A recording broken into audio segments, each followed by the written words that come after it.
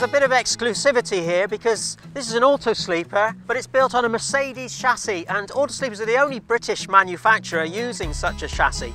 They have a whole range of these vehicles, but this is the two-berth Bourton, and it's had a number of little tweaks for 2018. It's a good old Auto-Sleeper body here. It's GRP clad, it's fully bonded, the lower side skirts are in aluminium, but it's here at the back end where the big changes have been made. It's an all-new one-piece GRP panel, and it's got a very slight spoiler at the top, reversing camera there, rather swish new lights, and there's this bike rack fitting. Now, the whole point of this is it's set low, so you don't have to lift your bikes too high up to get them on and off.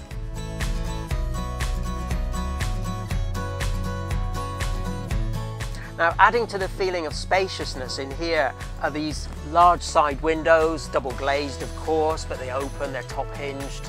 There's a roof light overhead, again that opens, and there's a sunroof here. So in the daytime, great feeling of space. An interesting option for 2018 from Auto-Sleepers is habitation air conditioning unit. Now, this works in conjunction with the Truma heating, so you can use it remotely, or you can operate it whilst you're on board, of course. So cool days in the summer, warm days in the winter.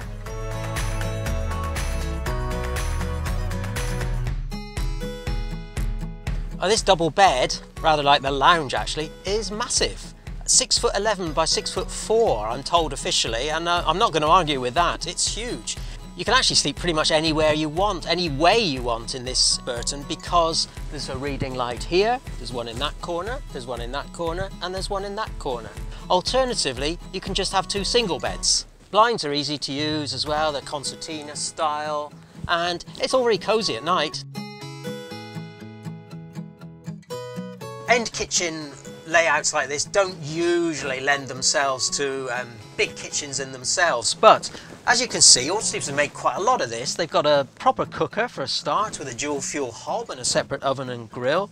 There's a sink alongside the hob, and it's got its own add-on drainer, and there's a neat little drainer section that goes into the lid of the sink as well. Storage is pretty good. You've got two overhead lockers. There's a kitchen extractor unit here as well. There's drawers and cupboards here. And then moving on around from the habitation door, you've got a microwave oven, a decent sized fridge, a rather useful slide out worktop, and then 4 sherry glasses. Cheers!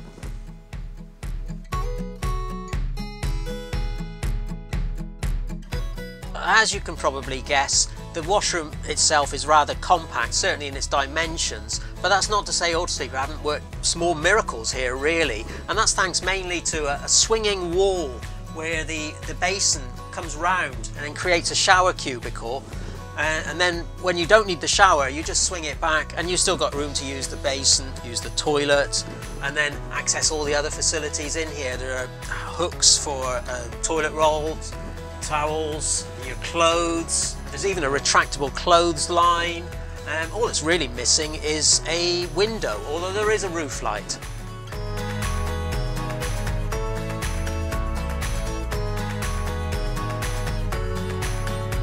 Mercedes have a bit of a reputation for their softer ride compared to other base vehicles, and that's certainly true here, but then again we've just come off the campsite where it was a bit bumpy, and you feel the advantages of that softer springing then.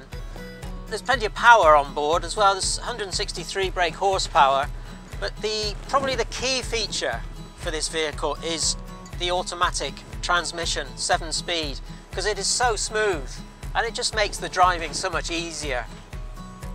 You might expect a lot of luxury because of the Mercedes badge on the steering wheel here, but actually the cab's rather austere, I always think.